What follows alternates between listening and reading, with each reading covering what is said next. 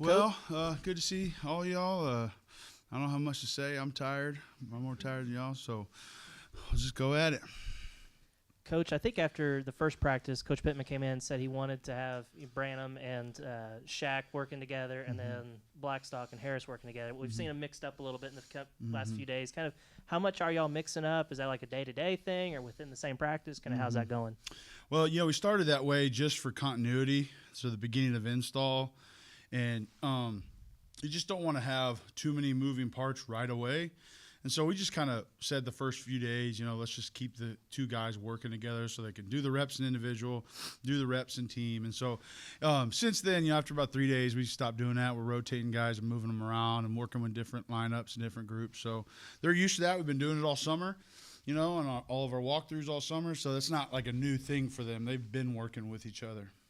And with Kobe, coming back from his injury, just how has he looked? We've seen him with the ones, during the time we've gotten to see. Looks good. He's 6'5", 330. He's mean, plays hard, loves to play, has good stature, working on his technique. He's still got some rawness to him that we got to clean up, but he's got all the tools and he has the football IQ and the passion to do it. So he's looked really good. Another Kobe question for you. Obviously, redshirt freshman, you're seeing less and less younger offensive linemen maybe starting here in the SEC. What are some attributes that maybe he has that allows him to compete for that job as a young guy here? Well, to me, when you talk about young guys playing, you have physical maturity, mental maturity. You might have a kid that checks the box off from a physical standpoint but hasn't gotten the mental side of it yet, or vice versa. So, the old adage of play the old guys. You want to play the best guys. You want to play the guys that have earned the right to play. And so, for him, he has that physical stature, so he's not necessarily behind from a size standpoint. He still has a long way to go in his strength. I would like him to get a lot stronger than what he is.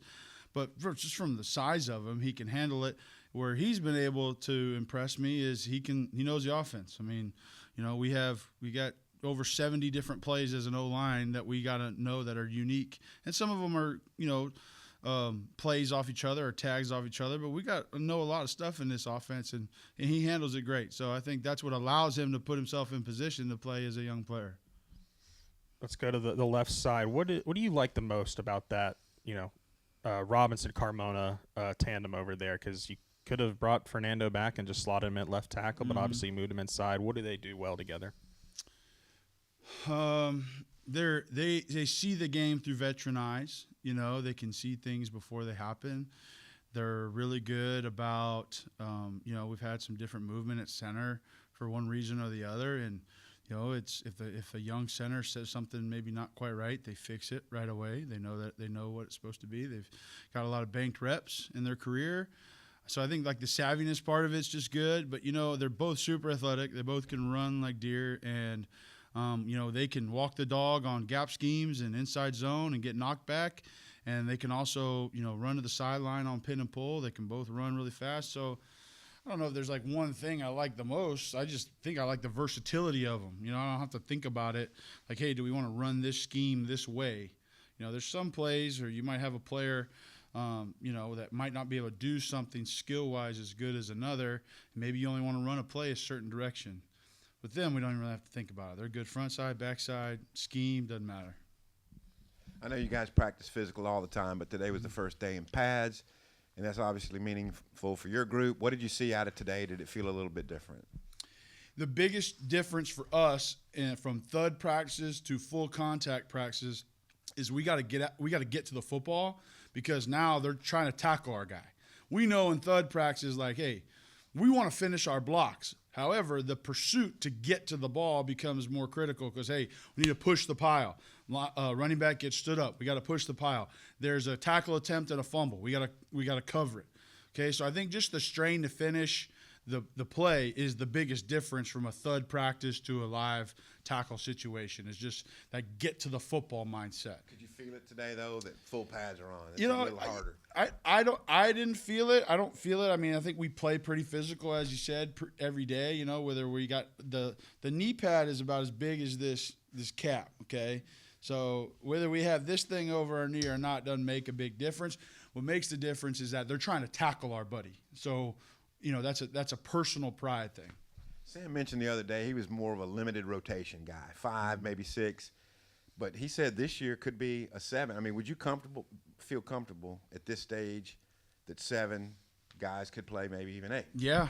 I mean, if you look, there's no reason you would look, but 2020 when I was at Brigham Young, I had 7 starters. I basically said I got 7 starters, played at least 7, sometimes 8 guys in every game that year. We went 11-1 or whatever we went. But, yeah, I mean, to me, if you earn the right to play, you should get to play. If there's a clear drop-off, then that's when you start questioning. 2015, when last time I was here before I left, those guys didn't come off the field the whole year. And we didn't have any injuries, and God bless us, we were lucky as heck. Denver had to come out of the Tennessee game because his helmet popped off for one play. Johnny Gibson ran in and ran off. And that was it, that whole season. And then I've had seasons where you've had, 10 different combinations of starting lineups, whether it be injuries or maybe somebody's girlfriend breaks up with them on Wednesday and they're practicing like crap. And that other guy's right on his heels. Well, maybe that guy's the guy that goes that week. So I think we have the numbers and the depth to make that a competitive situation. How it's going to play out, we'll see. You go against them every day. Just what are you seeing from the defensive line when y'all go up head to head? Various strengths. There's sometimes you play a team and there's like a clear, like they recruit the same guy across the board. I used to remember when you compete against Alabama, every 4-eye, 0-4-eye was going to look the same from one year, the next year, the next year, the next year. Just looked the same, played the same.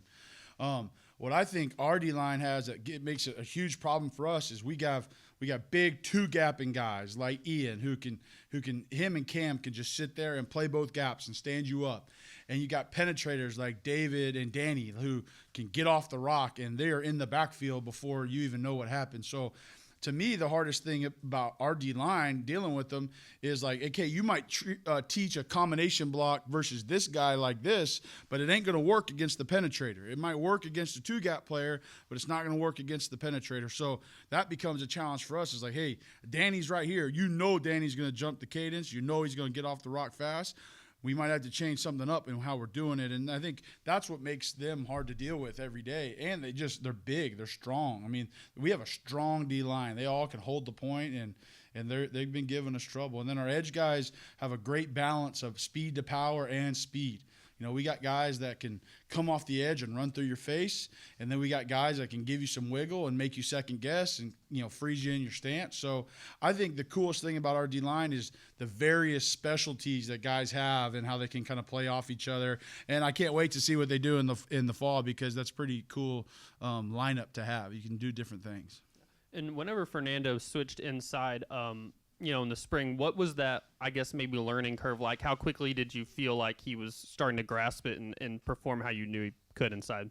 Fast. I mean, it's a lot.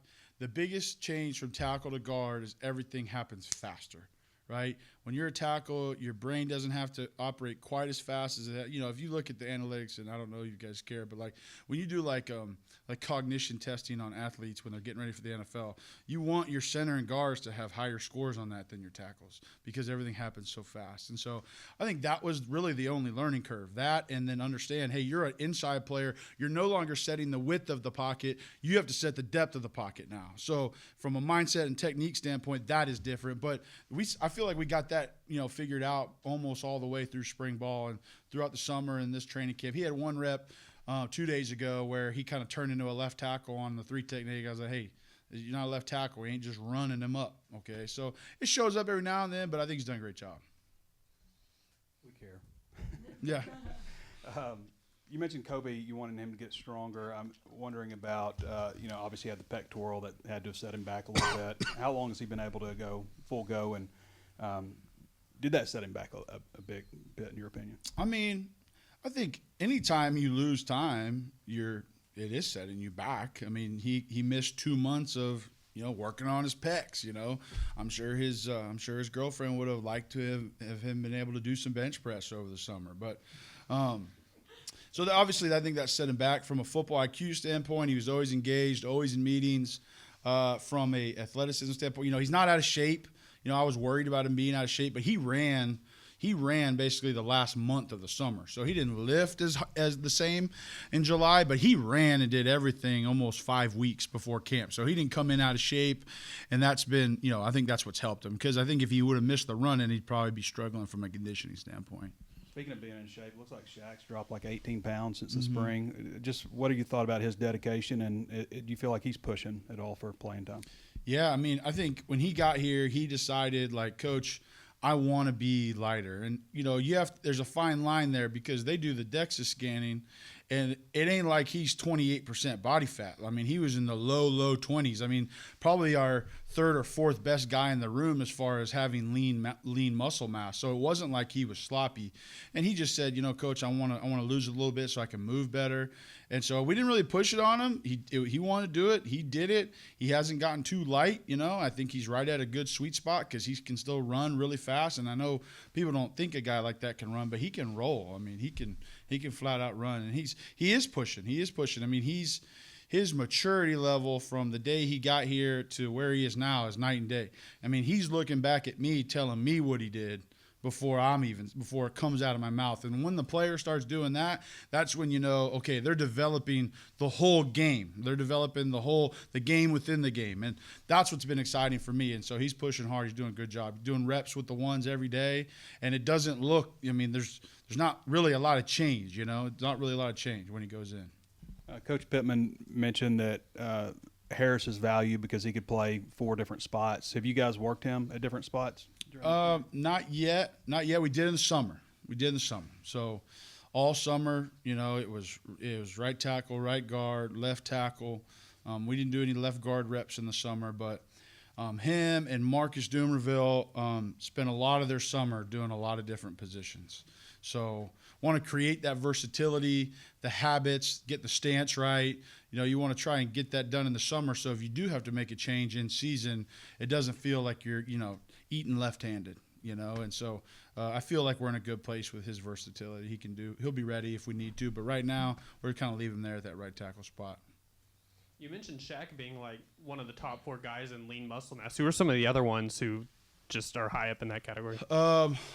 LJ Prudam's a freshman. He's 318 pounds, and I think he's 19% body fat, so he looks like a pro wrestler. Courtney's another one, really low body fat. I don't have them memorized. You have to excuse me. But those are the 2 guys that stick out, And Marion Harris, he's done a good job of changing his body since he's been here. Sam had talked about the battle at right guard, first with Keyshawn and then Marion. Now Kobe's in the mix. I mean, I know it's early, but who would you say is the front runner for that starting job? No. Nobody. I mean, today they all did some awesome stuff, and they all did stuff that pissed me off. So it's probably not the right time to ask me. Maybe ask me like if I'm at Parlor Donuts, like happy. I might tell you, but right now I don't know. We'll see. They're all good players, and they've all played. So they know it's a competition. Everybody in the room knows it's a competition. So it's the guy who can stack the most wins, the most daily wins, and the most days that I think is going to win that job. And then you talked about the versatility on the left, but was there anything that stuck out to you with Cory and Kade from, wanting to jump on them in the portal? Kade. Talking about the center? Yeah, and then also Cory, too, just the 2 new guys. So with Cory, it was like, hey, we got to be better on obvious passing down situations, okay? So not a huge issue on 1st and 10 for us, not a huge issue on 2nd and 2 for us. It's 3rd and 8. Everybody in the stadium knows it's a passing down. We got to perform. And I thought we were way under the mark last season.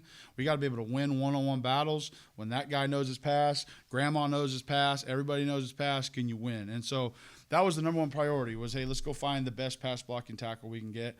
All right, and we'll make him right in the run game. We feel like our run game culture is really good here. Last year we were first in the SEC in rushing efficiency. So we think the run game culture that we have in the room was really solid. We say, hey, we'll take a guy even if he's below whatever standard, but if he can pass block on 3rd and 9, all right, that's going to be who we go after. Cory was our first choice. That's who we went after, and that's who we got. And then Kittler, it was like, can we get a guy who's done the position, played the position in big moments and hostile environments, that can handle the pressure of making the calls, and just a personality. A center, you want a personality that you vibe with as the line coach.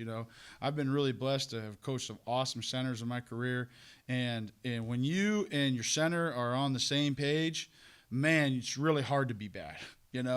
And when you're not, it's not very fun. And so I think just personality-wise, he was a great fit for us too. So he's done a great job. And then with it going to full pads today, and you were talking about pursuit of the ball, is that why you started out with an Indy, kind of that 3v3 drill where the guy tails on the shoulder and you have to run out a little bit and meet a guy? Yeah. Well, which drill are you talking about? I don't know the name for it. It's just I think it was like a 3v3, and then guys would be defenders would be holding the pads, waiting. Oh, that was counter drill. And so that was, we're just working gap schemes. Those are counter pulls, guard, tackle, counter. Yeah, that's all that was.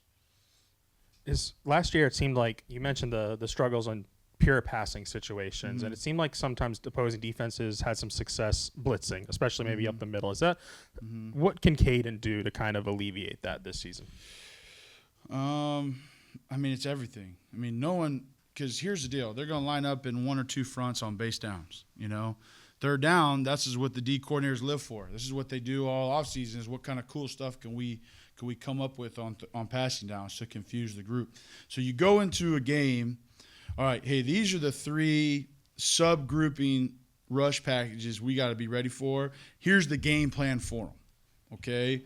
Every game, there's going to be a new subgrouping rush package that you're not ready for. The D coordinators, and I think they're smart, because you're not going to do the same exact blitz pattern out of that same exact load front that you did week 1 as week 2, because we rep it, right? So you got to be able to have rules for the structure, okay? Is it overload? Is it loose double mug? All right. Is it a 3-2 mug where one guy's going to spy tailing and the other guy's going to have the back, and they're going to flush rush you?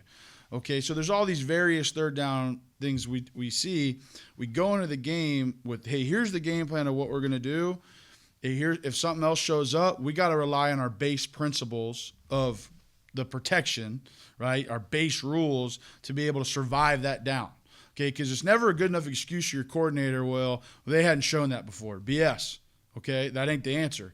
The answer is your base rules got to be good enough to stop that new thing that maybe you hadn't seen. And so whenever you have a center where you're on the same page with him and they know the game plan for the stuff that we know is on film, right? We know that they're going to do this, and then what are the things they might do? Like, I'll guess, like, hey, I think they're probably going to put in this wrinkle now. And so we'll rep that. Even though they hadn't shown it, I just years in this league and years going against it, you're ready. You know, like this is the next thing in the maturation process of this third down package.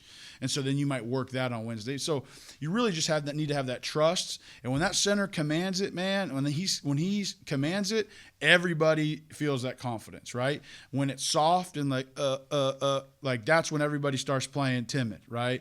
And so I think all of our centers have done a really good job. This year we got 3 centers that know what we want, know the game plan versus what our defense is doing, which our defense gives us a lot, and they're executing and make the right calls. And man, blocking on third down is 85% knowing who you got, right? The other 15 is just winning. But just know, we had too many issues where there's a free runner. Hey, the game plan was to do a 4-man slide, and we don't get it called, right? That's an issue, and I feel like we've improved in that area a lot. You touched on the freshmen's their body fat earlier. How have they impressed you? Maybe just in practice, and I would say it was the first day of pads, but we got to see a couple of them working with like the second team offensive line today. It seems like maybe they're further ahead than some freshmen might be. Maybe the best group of freshmen I've had as far as toughness, football IQ, passion for the game. They just check a lot of boxes for young guys, man. And they all check that physical maturity box I talked about. They all are big. They all are strong. Cash, LJ, and Blake are 3 of our strongest O-linemen that we have. And they're all true freshmen. So they check that box from a physical standpoint. And then I've just been amazed at their ability to handle the install. I mean, to be quite honest with you, I mean, I think Cash Courtney as a center has maybe, 4 MAs through this whole practice camp so far, which is like crazy with how much install we have. It kind of leads me to my next question. Coach Pittman always talks about needing multiple centers. Just how do you feel about the depth you have behind Kittler? Yeah, great. I mean, it's I feel a lot better this year than last year. I mean, you like to have 4 that you feel like, Coach Pitt will say 5, but I think in 2020 at BYU we played the Boca Bowl with our 4-string center, so that's the deepest I had ever got. So I haven't got to 5, so maybe I'm just blessed. But you like to have 4, and I feel good about it. Right now I think we could put 3 out there right now and run us through the game and win an SEC game. I do. I think all 3 of those guys know the offense. They're all strong. They all know what they're doing, and so I feel confident with our depth there. And you mentioned that year at BYU where you said you felt like you had 7 or even 8 starters. When you go into a game with that many guys, you have like a plan like, hey, these guys are going to play this series and this guy's going to play this series, and is it a feel after that point? Or kind of how do you go about doing that if you do have multiple guys? Exactly what it is. It's exactly what it is. I mean, you have a plan. Hey, I want to put this guy in 3rd series. And if the guy that's in is kind of cooking, let him cook. Don't turn the heat off on him. And then, if a guy goes in and does the opposite, you might feel compelled to maybe change it a little faster than that. But yeah, it becomes a feel thing. And yeah, you got it. You nailed it. That's what it is. I don't know if you remember last year, but you talked about the challenges of, and you had a short turnaround also, but the challenges of bringing in, transfer portal offensive linemen when you got guys that have started and stuff. Well, you brought in 4 transfers and Bubba Craig also. Mm-hmm. I just wanted you to talk about the challenge and I guess the feeling of success that you were able to do that and put together an offensive line that really has – I mean, there might have been like 6 guys last year that could have started for you, in my opinion. It might be different for you, but you got a lot of competition now. Yeah, I mean, I think you nailed it. I mean, we had pregame meetings last year where it was like, hey, who's the backup right tackle? Joe Moore. Who's the right guard? Joe Moore. Who's the center? Joe Moore. And so we had some of those meetings last year. So it is different. I just think it's your job. You got to have a passion for acquiring talent. I mean, you're going to recruit your own sadness or happiness. So you got to go evaluate the players, get the guys you want, know what you're looking for, know what you need. The recipe is never the same year in and year out.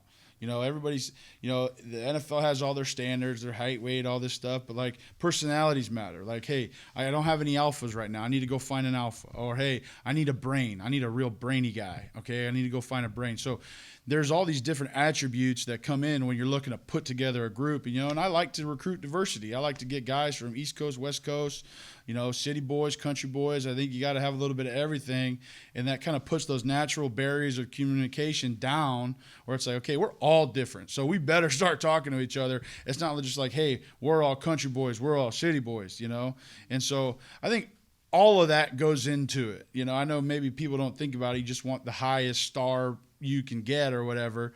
But, I mean, to me, the personality fit in our room is more important than anything just because of how connected we got to be.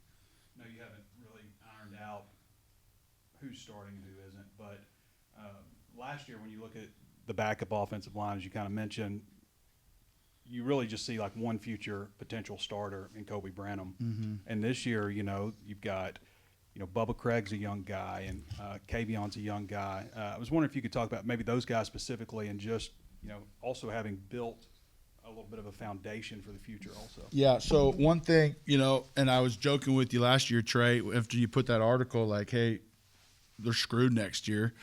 I think Trey put out an article and said, what in the world will they do next year? And we hadn't even played a game yet. So I was like, cool, Trey, good article. And but my point is, that was intentional to go get portal guys that were young. Like finding redshirt freshmen and Shaq and Kavion in the portal, that was on purpose. Because I knew we had to go get a vet left tackle or just the best left tackle we could get. And then it was like, okay, let's get a vet here, a vet center, but hey, let me get a young tackle, all right, who's early in his career that can play behind Cory Robinson and develop and learn the game from him. So, again, it just kind of goes back to everything was intentional with what we targeted. It wasn't just like, hey, throw the net out wide and just hope you get 4 or 5 guys, right? I wouldn't have taken Bubba Craig if he only had 2 years left, but he had 3, so I took him. So all that goes into it when you're deciding how that room's going to be built up. You mentioned you had some other guys taking first-team reps at center last couple of days. How's Brooks looked, and has anybody else gotten some top reps? Yeah, Brooks and Cash have both been doing one center. Caden was a little banged up the last couple of days, but so they both done one center reps, and they're both doing a great job. I mean, there's you don't feel sometimes when you put in 2 and 3 center, it's like, hey, the line goes the wrong way. You have something like that, but we're not having those. And so because to me, and there's a lot of pressure, like, hey, you guys are snapping the ball to Taylon Green. So if you make the wrong protection call and you mess up that guy, we got a problem. Okay, so I think they feel that ownership of like, hey, man, I got these vets around me. I got a veteran quarterback. And Taylon helps us a lot with that too. Like Taylon will make those blitz checks and those run checks because he's another year in. So he can help our centers even more so with what he sees, because he has big vision. We try to have big vision, but we don't always have big vision. Taylon does. So he's helped those centers a ton too, just giving them confidence. The knee braces for all linemen have been around for a while. Is that just a de facto? That's what we're doing, or are you like a big advocate? And do you think the stats say it lessens injuries for knees? Well, what we do here at Arkansas, our policy is when we're in padded practices, we wear knee braces. Games are optional. So if they want to wear them in games or they don't want to wear them in games, it's up to them. But when we're in padded practices, we wear them. When we're in non-padded, we don't. If you're asking my personal opinion on it, let's not try to light the world on fire. I think of the movie Forrest Gump, okay? You got little Forrest. He's got these braces on, right? And he's been told, man, you're slow, stiff walker, right? And then the boys start chasing him, and those knee braces pop off, and he's the fastest thing in Alabama. So that's my belief, as I think they're a little restrictive, and we're already the worst athletes on the field, so I would like to not make that even more so. Didn't expect that, but thank you very much, Eric. How's City Boy Cory Robinson doing? Is he kind of living up to what you expected to get from him? Yeah, super proud of him. He's done a good job. He knew that the great thing about Cory is he's very coachable. He knows his strengths and weaknesses, and he's not satisfied. I think he was really looking to compete in this conference. He wanted to show that he could play 8 games in the SEC and the 9th in the championship, and he wanted to show he could do it. And he needs to be part of that group of combine tackles that everybody's talking about next year. And he's done a good job. He's not perfect. He's got a lot of stuff to work on, but he's an eager and willing soldier. I've got one more center question. With Kade, you mentioned how good he is at recognizing things and making calls and stuff like that. How do you go about recruiting that? Like, do you know that he's going to be good at that, or is it kind of luck of the draw? Because that's not something really that shows up on film, I would imagine. How do you go about recruiting that aspect of a center? Talk to him. You just got to talk. You got to get a feel. Like I said, I've been super blessed to have been around some awesome centers. I think 3 of them guys I've been around are still starting in the league. Frank was a 4th. So I've been really lucky. And so you just know. Does he have that personality? I've had the brainiac nerd guys be good centers. I've had the dude bro guys that have been good centers. But it's really like a passion for football knowledge that you're looking. Like, does this guy have a passion for knowing ball? Okay? And I think that's really the thing you're looking for with a center is, man, he just can't get enough of it. He's a junkie when it comes to football. Whether they're, type A or type B, that's really doesn't matter. It's really like, do they just love ball? And I think that's when you recruit and you talk to them and you ask them questions. Hey, send them a clip. Hey, you did this on this play.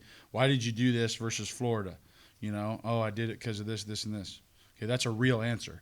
Whereas like, oh, my coach told me to. Like that's not a real answer. So same thing like any other position. You're always looking at, do they love the game? All right, thanks, guys. Appreciate it.